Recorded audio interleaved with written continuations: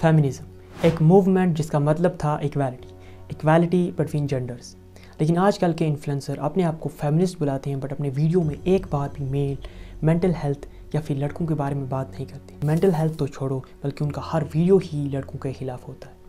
Even though कि जो latest case हुआ था अतुल सुभाष का, इसमें भी दे डिडंट हेजिटेट। इतना ही वो पैसों की बात कर रहे हैं, पैसे, तो थोड़े पैसे साइकियाट्रिस्ट पे, साइकोलॉजिस्ट पे खर्च कर दे। If you have a problem with alimony, just marry a woman who earns more than you.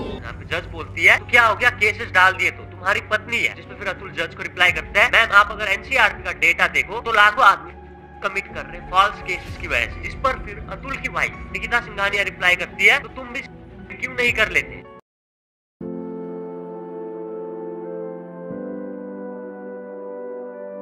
एक यूट्यूबर है जो अपने आप को साइकोलॉजिस्ट बुलाती है, अकवर्ड गोड, ने एक ट्रैजिक इंसिडेंट के ऊपर वीडियो बनाया था, जिसमें एक इंजीनियर अतुल सुभाष ने अपनी जान ले ली क्योंकि उसकी वाइफ ने उसे इतना मेंटल टॉर्चर किया कि उसे अपने मरने से पहले 24 पेज का सुसाइड नोट और 1.5 घंटे का वीडियो बनाना पड़ा।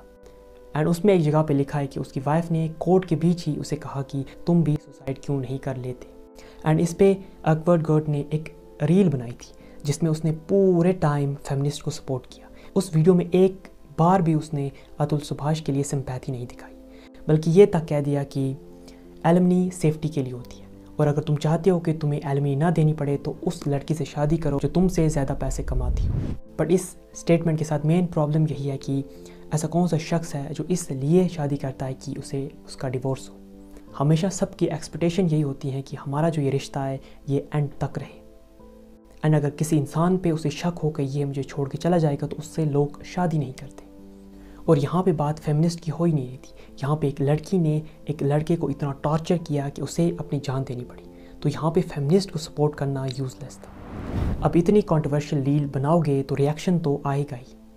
उन्हीं में से एक था शिवताब गंगवर, जिसने इसकी रील पे अपना ओपिनियन दिया था।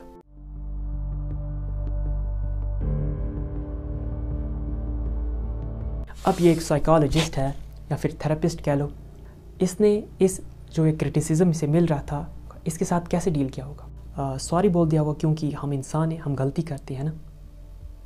But instead she filed a fake copyright claim on his channel and she called herself a therapist. And कहानी यहीं पे ख़त्म नहीं हुई, बल्कि जब इससे पूछा गया कि तुमने ऐसा क्यों कहा, तो इसका जवाब था क्योंकि शिवताब ने अपने फॉलोअर्स को भेजा था कि वो मुझे रेप थ्रेट्स सेंड करें, और ये स्टेटमेंट इसने दी बिना किसी एविडेंस की। बेसिकली मुझे लगता है ये एक टैक्टिक था फोकस अपने आप से हटाने का।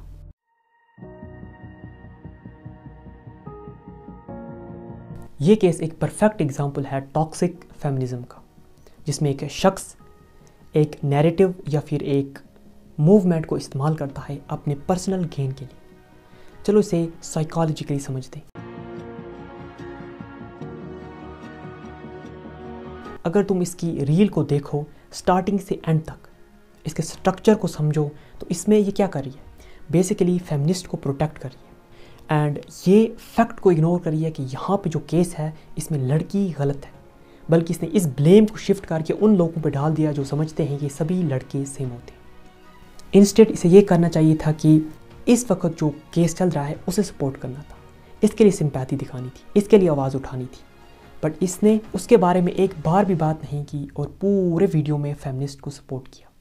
तुम अगर ऐसे समझो कि किसी लड़की के साथ अगर कुछ गलत हो चुका हो, ठीक है, एंड एक लड़का हो वो उस पर वीडियो बनाए कि सभी लड़के ऐसे सेम नहीं होते, वो कैसे सेंस बनाएगा। क्योंकि इस वक्त जो केस है वो ये नहीं है कि लड़का या फिर लड़की में सभी सेम या नहीं है। यहाँ पे एक पर्टिकुलर केस है, उसमें एक इंसान के साथ गलत हुआ है, तो हमें उसके लिए आवाज़ उठानी है एंड उसके बारे में बात करनी है, ना कि अपना जो ये नैरेटिव है उसी को सिर्फ सपोर्ट करना है। हम भी गलत हो सकते हैं और ज़रूरी नहीं है कि एक लड़की अगर गलत कर देती है तो पूरा मूवमेंट है ये ख़राब हो जाएगा। जब इससे क्रिटिसिज्म मिलने लगा, अब इसे करना क्या चाहिए था, इसे बस एक सॉरी बोलना था एंड दैट्स इट, क्योंकि हम गलती करते हैं। बट इसने अपने आप को प्रोटेक्ट किया, फेक कॉपीराइट स्ट्राइक मारा ताकि मैं सही हूँ, यहाँ पे मैं सही हूँ, और अपने वीडियो जो थे उन्हें डिलीट नहीं किया बल्कि उनके कमेंट सेक्शन ऑफ कर दिए। उन वीडियो को अगर तुम देखो तो वो अभी भी मिल जाएंगे, पर सिर्फ उनके कमेंट सेक्शन ऑफ है, यानी कि ये अपनी गलती को मान ही नहीं रही। जब इससे पूछा कि तुमने ऐसा क्यों किया, इसे फेक कॉपीराइट स्ट्राइक क्यों मारा, और इसका जवाब था कि क्योंकि उसके फॉलोअर्स ने मुझे रेप थ्रेट्स किए। बेसिकली जो अपना ब्लेम था, जो मैंने ये वीडियो बनाया है 22 के ऊपर, इससे अपना ब्लेम शिफ्ट करके शिवताब पे डाल दिया एंड आपने आपको विक्टिम दिखाया, यानी कि मुझे सपोर्ट करना है। यहाँ पे जो विक्टिम है वो मैं हूँ, सपोर्ट मुझे करना चाहिए।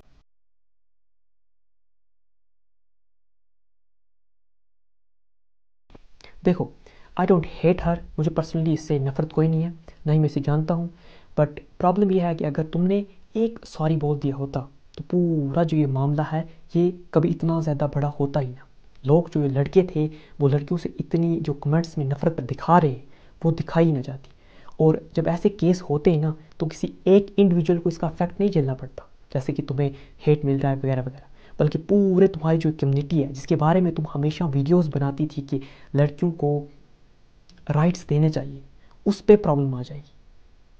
जो ऑलरेडी फेमिनिज्म स्टीरियोटाइप लोग थे उनका जो ओपिनियन था, उनका बिलीफ था, वो और स्ट्रांग हो गया।